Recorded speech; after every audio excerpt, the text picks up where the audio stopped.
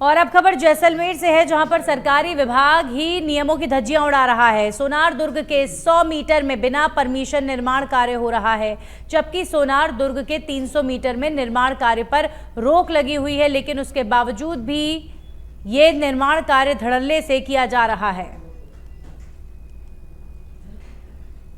तो जैसलमेर में सरकारी विभाग नियमों की धज्जियां उड़ाता नजर आया और जिस भूमि पर निर्माण कार्य नहीं होना है वहां पर ही अवैध कार्य कराया जा रहा है।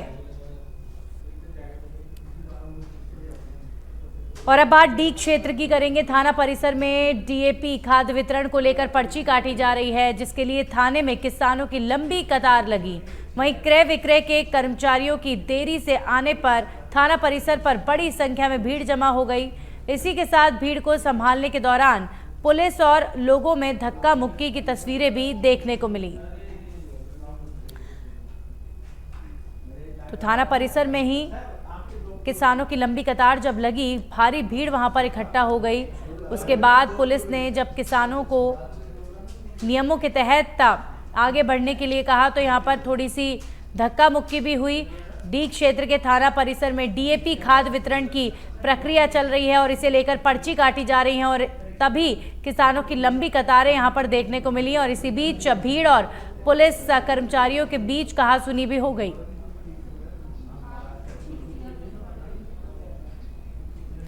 और अब खबर जयपुर के जमवा रामगढ़ से है, जहां पर चावड़िया के सूरज ने 2700 किलोमीटर का सफर 24 दिन में तय किया है। जी हां, सूरज ने जयपुर से लेह लद्दाख तक साइकिल यात्रा की है और लोगों को पर्यावरण संरक्षण के प्रति जागरूक करने की अपील की है। इसी के बाद सूरज अब भारत भ्रमण की भी तैयारी कर रहा है। तो जयपुर के जमवा रामगढ़ से लेह लद्दाख तक साइकिल के माध्यम से 24 दिनों में जयपुर से शुरू हुई ये यात्रा सूरज ने पर्यावरण का संरक्षण का संदेश देते हुए यात्रा शुरू की थी, जिसे पूरा किया है। मेरा नाम सूरज है। मैं जयपुर से लेह और लेह से जयपुर राइड की है मैंने। 30 दिन का टूर था, इसमें मैंने 24 दिन साइकिलिंग की है। अप्रोक्स 2700-2800 किलोमीटर साइकिलिंग थी पूरी डिस्टेंस। तो मैंने यहाँ से मनाली होते हुए गया था, तो 1200 किलोमीटर था, तो 12 दिन में मैंने कवर कर लिया था। वहाँ 8 दिन का स्टे लेके और फिर 9 तारीख को वहाँ से निकला और वापस मैं श्रीनगर होते हुए, जो कि 1500 किलोमीटर के आसपास था, वो मैं पंजाब होते हुए, श्रीनगर से पंजाब होते हुए। वहीं कोटपुतली के बानसूर में चोरों के हौसले बुलंद हैं। ऐसा ही एक मामला बानसूर के गांव खोरी बस स्टैंड पर महसाना दूध सागर डेयरी से करीब 32 खाली केन चोरी हुई हैं। ये घटना दुकान में लग रहे सीसीटीवी कैमरे में कैद हो गई है, जिसको लेकर पुलिस अब फिलहाल जांच कर रही है। यादव है, मैंने खोरी बस स्टैंड पे दूध डेयरी कर रखी है। सुबह मॉर्निंग में जल्दी उठने के बाद जैसे ही मैं दुकान पे पहुंचा तो वहाँ कैन गायब थे। जैसे ही मैंने दुकान ओपन करके कैमरे को देखा, उसमें कुछ वीडियो फुटेज मिली मुझे। उसमें 4 युवक और एक पिकअप गाड़ी है, जो रात्रि 1:30 बजे के करीब आसपास लेके चले। सूचना पुलिस को मैंने 4:30 बजे पुलिस को सूचना दी। उसके बाद 6 बजे पुलिस आई। उसके बाद में अभी तक वहीं बांसवाड़ा डूंगरपुर सांसद राजकुमार रोत के आतिथ्य में 24 सितंबर को बांसवाड़ा जिले के प्रसिद्ध धार्मिक स्थान घोटिया आंबा पर आयोजित होने वाले कार्यक्रम को लेकर विवाद शुरू हो गया है। आदिवासी समाज हिंदू धर्म जागरण समिति ने कलेक्टर को ज्ञापन देकर इस कार्यक्रम को निरस्त करने की मांग की है। आदिवासी समाज हिंदू धर्म जागरण समिति की ओर से कलेक्टर को दिए गए ज्ञापन में बताया गया है कि आदिवासी परिवार भील प्रदेश से जुड़े पदाधिकारी और कार्यकर्ता खुद को हिंदू नहीं मानते हैं। इसके बावजूद वो सामाजिक समरसता को बिगाड़ने की सोची समझी साजिश के चलते आदिवासी समाज में बिखराव और कानून व्यवस्था को बिगाड़ने की आशंका जताई गई है। इसको देखते हुए इस आयोजन को स्वीकृति न देने की मांग की गई है। एक आदिवासी की धाम है, इसमें जो राजकुमार रोत जो बांसवाड़ा डूंगरपुर के सांसद हैं, उनके ऊपर जो समय समय पर आदिवासी हिंदू नहीं, ऐसे ये अलग अलग बोलियां बोली जाती है, तो वह आदिवासी हिंदू नहीं है, तो इस धाम पे आने का उनका कोई हक नहीं है। इसलिए ये हमारे यहाँ पर हम इसलिए उपस्थित हुए हैं कि आज सभी घोटिया आंबा धाम पर जो राजकुमार रोज 24 तारीख को कार्यक्रम करने वाला है और वो अपने सनातन 24 तारीख है ना 24 तारीख आयोजित किया जा रहा है, उसके विरोध में यहाँ एकत्रित हुए। घोटिया आंबा धाम हिंदू धर्म की आस्था का केंद्र है, पांडवों की स्थली है, घोटेश्वर महादेव का पवित्र स्थल है। हम नहीं चाहते कि हमारे आस्था के स्थान पर, पवित्र स्थल पर ऐसे लोग आए जो कहते हैं कि आदिवासी हिंदू नहीं है। हमारी बहनों को जो चूड़ियां पहनने, बिंदी लगाने और सिंदूर नहीं लगाने के लिए मना कर रहे हैं, इनको ऐसा किसने अधिकार दिया कि वहां आके और करे, हमारे बोलते हैं। इसलिए हम नारी शक्ति इसका वहीं डूंगरपुर जिले के रामसागरा थाना झीलना गांव में पुलिया के पास युवक का शव मिलने से सनसनी फैल गई है। मामले की सूचना पर पुलिस मौके पर पहुंची और शव को कब्जे में लेकर मोर्चरी में रखवाया गया है, जिसके बाद परिजनों को सूचना दी गई। वहीं परिजनों ने हत्या की आशंका जताई है।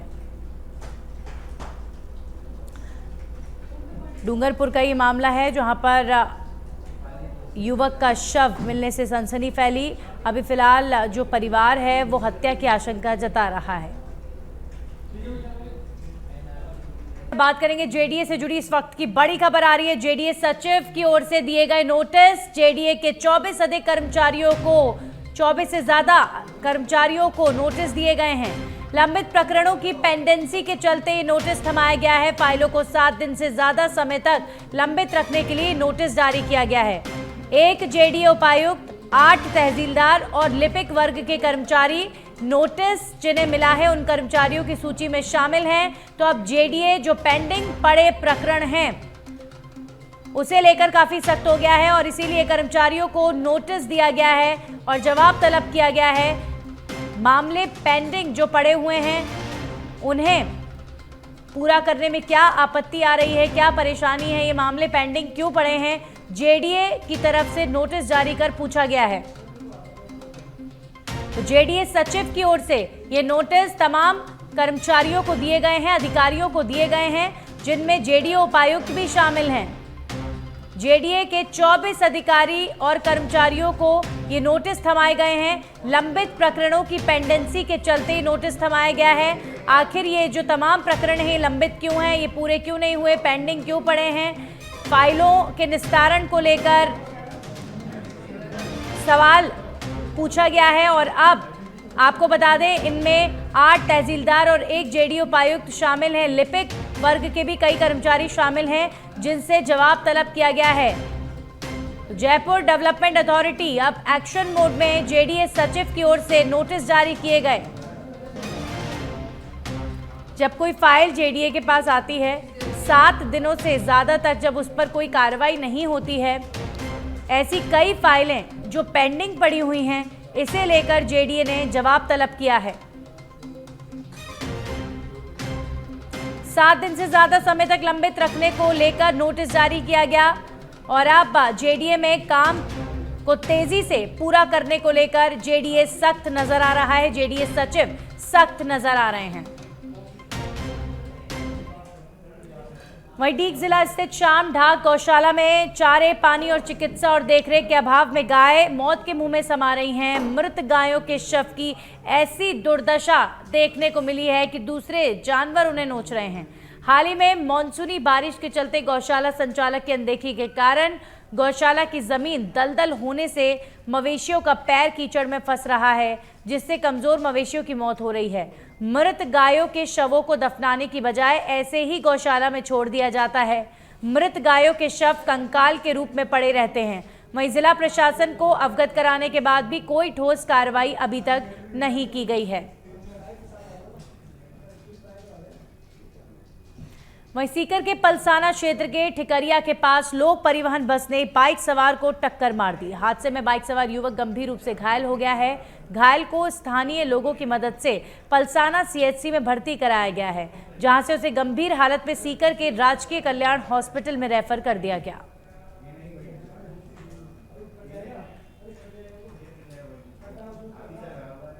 वहीं देश भर में नागौरी नस्ल के बैलों के लिए मशहूर डीडवाना के पशु मेले पर संकट के बादल मंडराने लगे हैं। जी हां, दरअसल पिछले कुछ सालों में इस मेले में पशुओं की आवक कम हो गई है।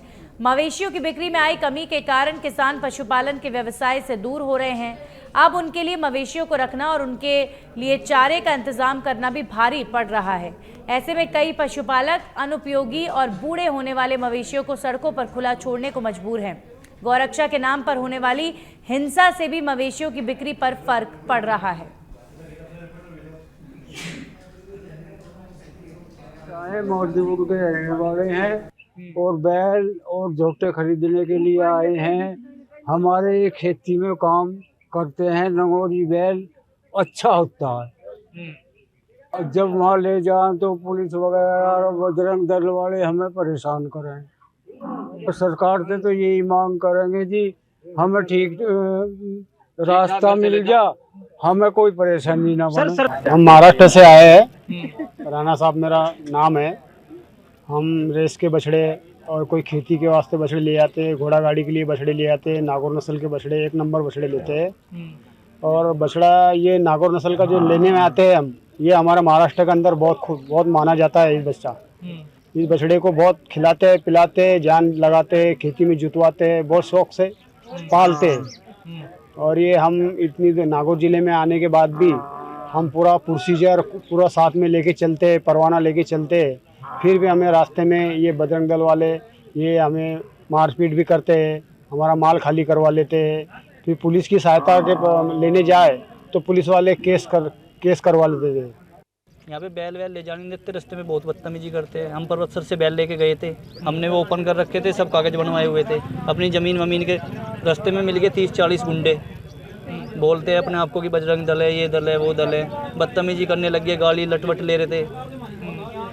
बुजुर्गों से तो कुछ नहीं कही, वैसे लड़कों के साथ बदतमीजी करी बहुत ज़्यादा। फिर वहाँ पुलिस आ गई, पुलिस को फ़ोन करा। पुलिस ने कागज़ देखे, कह रहे इनके कागज़ तो ओके है, इन्हें छोड़ दो।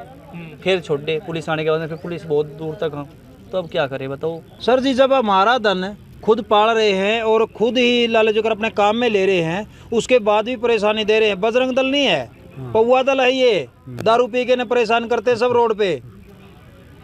रात को बिल्कुल इतने रात को भी दिन को भी बयान माटी करते हैं, गाड़ी के साथ भी उसके साथ भी। क्या गुनाह गया किसी ने कि कोई किसान बैल लेके जा रहा है या जोटा लेके जा रहा है, तो जोटा ना तो परिवार के बीच में बांधने के लायक, ना बैल को कोई परिवार के बीच में बांधता। अन्न उगाने के लिए अपनी धरती पे काम लेने के लिए जा रहे हैं, उनको कोई जाने नहीं दे रहा। तो जमींदारों को ऐसे करो ना, ताला लगा के। और अब खबर अलवर के रामगढ़ से है, जहां पर गुर्जरपुर गांव में 12 वर्षीय नाबालिग लड़की ने पंखे से फंदा लगाकर आत्महत्या कर ली। लड़की के परिजन खेत पर गए थे और इसी दौरान उसने फांसी लगा ली। वहीं सूचना के बाद पुलिस मौके पर पहुंची और शव को उतारकर अस्पताल में पोस्टमार्टम कराया गया। इस घटना के बाद परिजनों का रो रो कर बुरा हाल है। लड़की ने किन कारणों के चलते आत्महत्या की, इसका भी पता नहीं चल पाया है। फिलहाल पुलिस मामले की जांच में जुटी हुई है।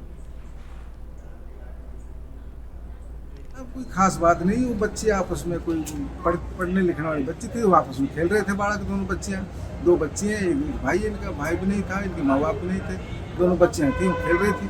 पता नहीं अचानक इस बच्ची के दिमाग में क्या बैठा, इसने वहाँ जाकर अंदर से कुंडी बंद कर ली। कुंडी बंद करने के बाद गले में क्या डाल लिया और कोई बैठा नहीं था। कैसे वहीं पाली के सुमेरपुर में उपखंड अधिकारी विमलेंद्र राणावत की अध्यक्षता में समीक्षा बैठक का आयोजन किया गया, जिसमें अधिकारियों को बिजली, पानी, सड़क और स्वास्थ्य सुविधाएं सुचारू रखने के निर्देश दिए गए हैं। समीक्षा बैठक में सभी विभागों के अधिकारियों ने प्रगति रिपोर्ट रखी और बैठक में ब्लॉक स्तरीय अधिकारी समेत तहसीलदार पांजल कंवर, विकास अधिकारी प्रमोद दवे और BCMO गोविंद सिंह चुंडावत समेत EO ओम प्रकाश दादीच मौजूद रहे।